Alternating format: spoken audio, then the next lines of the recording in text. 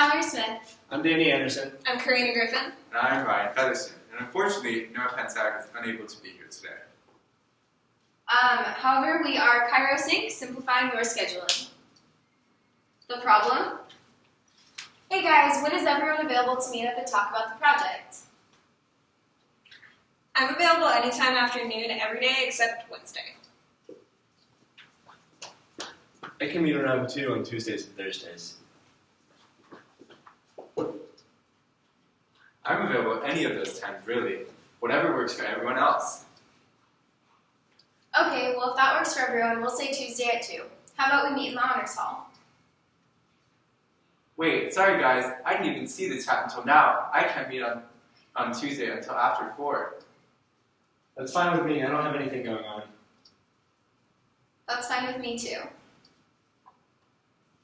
I can go, but I will have to leave by 4:30. Okay, that's fine. We'll just get as much done as we can while you're there. I might be running a little late because I have class right before that, but I'll be there. Kairos Incorporated, solving all your scheduling problems with one simple app. So Kairos is a synchronized scheduling. It helps you figure out what time is everyone available, where is a good place to meet, and when do people need to be where. So that way we can find places to meet and when to meet, because obviously schedules don't always line up and it's hard to find times. This is great for group projects and also great for making life easier for busy families. So say I'm a ballerina and I have to be at Nutcracker practice, but my parents can't remember who's supposed to pick me up. This would help. And then it increases safety and helps reduce worry, because sometimes if I'm out late or one of my roommates is out late, we want to know where the other one is and when they'll be back.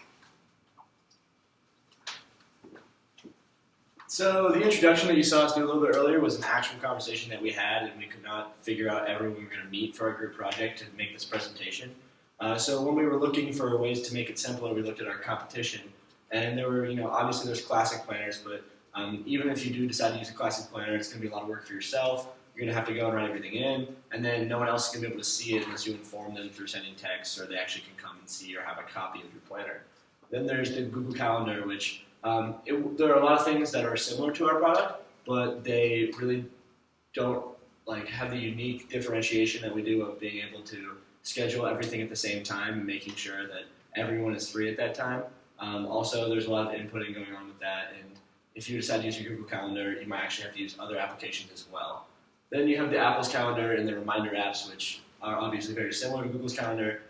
Still, once again, it just does not offer the same level of connection and location services that we do through Kairos.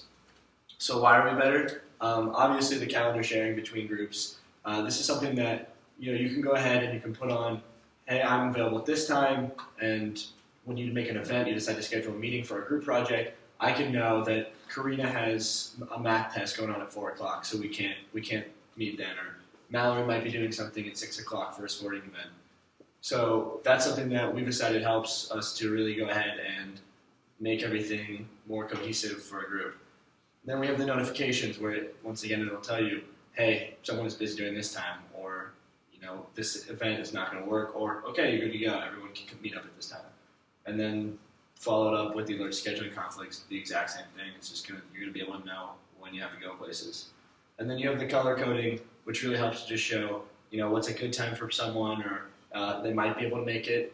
It's something that we really, really have decided is going to help the cohesion of group projects. So our business model mainly focuses first on creating the application itself. So obviously, the most important part of our company is the application. So we would have a design team that focuses on creating the application and optimizing it for peak performance on various devices. At first, we'd want to probably focus on just making the app for Apple devices. This is mainly just because it's a lot of work to do it on multiple platforms. So doing Android and even other types of phones would just involve a lot of programming that would be kind of completely different for each of those different platforms. And this way, by first testing on kind of Apple devices first, we can see what sort of issues we're facing or how we can make the app better, and then we can use that experience if we do wish to expand to some of those other platforms. This would also kind of give us, like I mentioned before, constant analysis for tweaking and updates. And that way we're not getting confused between different platforms and, oh, it has this problem on Android, but it has this problem on Apple devices. And it just kind of helps simplify the process at first. And then obviously, kind of the main business model, our main business practice is selling the application to customers to download. So this would be kind of an upfront cost. Our projection is probably about $2.99 for the app. The application would ideally allow robust personal customization, so it would kind of be an incentive for people to kind of sell out that initial $3, and then it really is focused on putting the user in control, and then also we think that the one-time download and then the one-time charge is pretty attractive. It's not a subscription service, so you're not going to have people dropping off. But given enough downloads, that $3 fee is really going to help us. And then, the hope is that we could use that profit to develop new applications and products. So this is just kind of a visualization. Obviously, it starts off with kind of the programming and the development of the application itself, then selling it within initially the App Store, but maybe moving on to Google phones or Android phones, then making money, and then funneling that back into the business and creating new applications and products. Okay, so our ideal customers we've kind of already touched on, but we definitely want to appeal to the student market. So kids our age in college trying to work on group projects, get together for meetings, things like that. This can obviously be a very useful tool for them. We also want to appeal to families. One of my favorite things about the app is if you're, young parents and you have young children and you have to run them to soccer practice and, as Karina was saying before, like ballet practice, something like that, like you can use this app to keep your own schedule and know when to pick up and drop off the kids, things like that. But if you're a bit older, have older kids, then you can use this app to see where they are, if they're driving themselves places, going out with friends, things like that, so that's really handy. We would also like to appeal to business professionals in the business world. You also, kind of like a college student, have to plan meetings, have to schedule things, and we just want to make that easier for everyone involved. So when we were talking about developing our app, we decided to create a budget. The budget overview, as you see here, is mostly our application development. As you can see over the right-hand side, there are all these numbers that we got from their quotes of what it would take to put those services into our app to get the coding done for that. And then obviously marketing is crucial for our company and the success of it being a startup. We allocated $8,000 for that. Most of it would go to advertisements in the App Store, promoting our own app, and that's actually something though that we hopefully would be able to make money off in the future by having advertisements within our app. So past that $2.99 charge for the app, we'd be able to continuously bring in revenue through advertisements.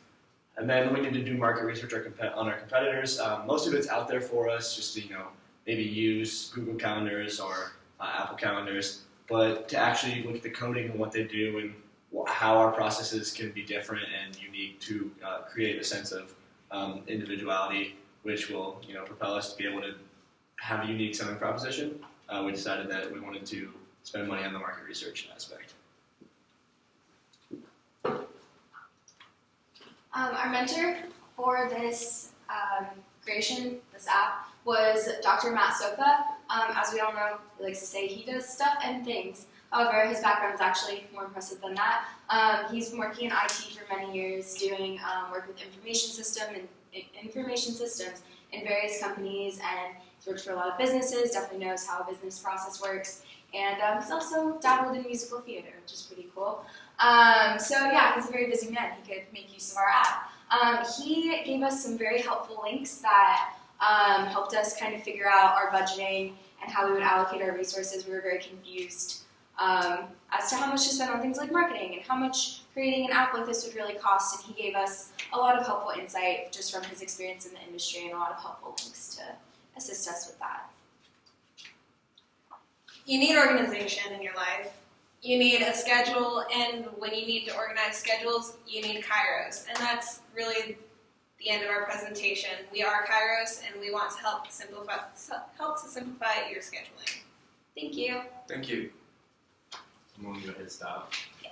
I think there's crop hand out. Yeah. Cool.